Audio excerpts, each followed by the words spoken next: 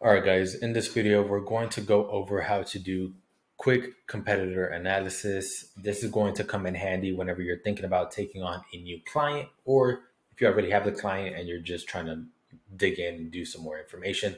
Although I'll probably do it more in depth in the later modules of the course. But this is if I were to be looking at a potential lead that just came in, kind of want to quickly evaluate to see if we can get them pretty good results, right? Or at least recommend, hey, this looking at the competitors, I feel pretty confident we would be able to get you ranking, between 3 to 5 months. Of course, if it's a highly competitive area, then of course you don't want to, um, you know, let them know you can get them ranked in a shorter period of time because most people know if they know anything about SEO, especially in harder competition areas, it's going to take time, anywhere from 6 all the way to 12 months. Sorry. So that is one thing you want to keep in mind. So yeah, let's go right in. For this example, I'll just use the painter that we are currently building their website for, or that I used in the examples. So obviously we'll go ahead and just put in painter and then the city. So I already know this is not going to be a high competition area because I know I live in the area, so I know the cities in the DFW. But I already know this is a suburb of Dallas. I think they have less than 100,000 people, so I already know it's not going to be as competitive as like Dallas or Fort Worth, for example. But I'm going to let you know what you should look out for when deciding if it's a competitive or not competitive market or niche. So, right off the back, we want to take a look. There are Google guarantee in this area. So, that's a sign of not necessarily competition, but there's companies marketing in this particular area. So, that is actually a good sign because it means there are people searching for this service in the area. Next, we have the Google 3 pack. Couple of things to look at. One is, do all the companies have reviews? And then two, how many, right? So obviously we can tell that this guy right here does not have any reviews. He doesn't even have a website, as you can tell. He has no website here. These two guys do have websites. And then, of course, they do have reviews. This guy has 73, but yet this guy with 27 reviews is outranking him. So, reviews, the number of reviews, as you can see, is not a sign of number one rankings in this case, right? So, and that's normally the case. It's really not a matter of how many reviews, but a matter of how well the reviews you have are, according to your keywords. So that's the first thing, right? So we could tell this guy has no reviews, and then these companies, I would say they don't have that many reviews. If normally companies that have a lot of reviews are like 100 reviews plus. So this would not be.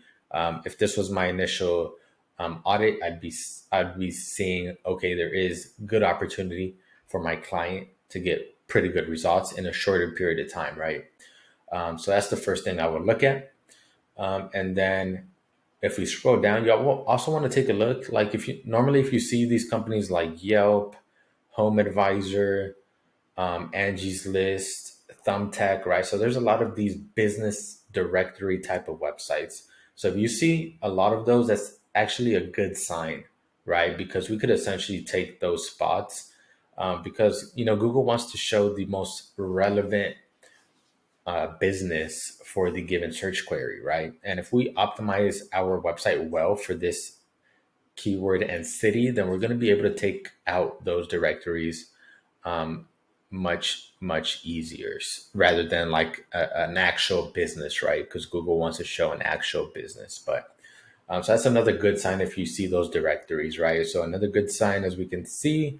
And then I would just take a look at the first two, organic, and this is actually the same company. If you see, this is their homepage, and then they have a page for the city, a city page, which is this one. So it's actually the same company. So yeah, we could definitely get in here in the organic section. And then I like to look at the top two competitors. So I already opened up their websites here. This is one of them, and this is the other. So I just like to quickly scan through the websites. Um, main things I'm looking for is, do they have a lot of content on the homepage? And then two, do they have a lot of service pages? And then three, do they have service area pages? So I can tell right off the bat, the homepage does not have that much content, honestly, but they do have service pages. They have one, two, three, four, five, six. Oh, and then they have much more. So yeah, they have quite a bit of service pages here. And I'll just take a look at one of them, interior painting. Same thing. I'm just looking at, does it have a lot of content? In this case, it doesn't, right? They don't have a lot of content. I'll take a look at one more. Yeah, so they don't have much content at all. You can get this free Chrome plugin. It's called Count Words. They only have 181 words per service page, right? And I'm guessing it's the same thing on all of these. So, very, very simple. I recommend at least 500 words of content anyways on a service page. So yeah, not anything we couldn't handle there. And then if we take a look at the service area pages, I'll take a look at the city, the one for the city that we're competing in. Let's see here. So they do have more content for these, but still only 591 pages. I see they do got some interior linking going on. Basically, they just link to other service pages here, but not anything too complex, right? And I'll go over location pages in a later video. But yeah, nothing too extreme. It does look like they have probably some type of SEO work, or they currently have an SEO company. You can actually take a look. Normally, they'll have them at the very bottom. You can see right here, website design by 91 Media. So they might be doing the SEO as well, or he hired a freelancer. And then also take a very quick overview of the entire website.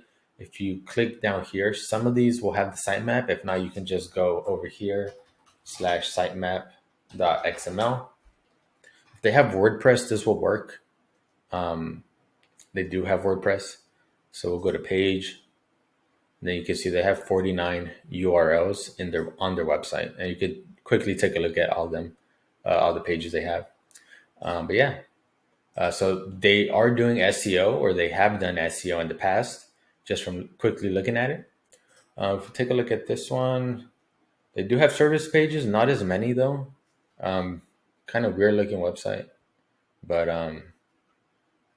yeah, the first one is definitely much better optimized just from the looks of it. And then if you also want to take a look at keywords, you can actually use this tool called SpyFu.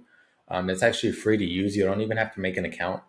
You can just put the domain and click search, and it'll give you a quick overview. You can see the first one we saw, 173 organic keywords. They get about 18 SEO clicks, so actually not a lot for the amount of keywords. But if we scroll down, we can see top keywords: rock wall painters, painters Dallas, Dallas painters, Dallas painter, interior painter. You can actually see their top pages as well. So if you want to see what pages they're getting the most traffic from, you could go here to the top pages. Then you can also make note of these for whenever you're building out your website, right? They're not doing any ads, as we can see. New ranked keywords. So these are just keywords they recently began to rank for. And you can even take a look at their backlinks right here. Yellow pages, so a business directory. But yeah, that's pretty much how I would do a quick analysis of the competition. In this case, I would say level of difficulty, small to medium, probably. Just doing a quick overview. So yeah, if I were to be, doing this for an actual client, I would see really good opportunity for SEO to provide good results and the clients to get a good return on investment.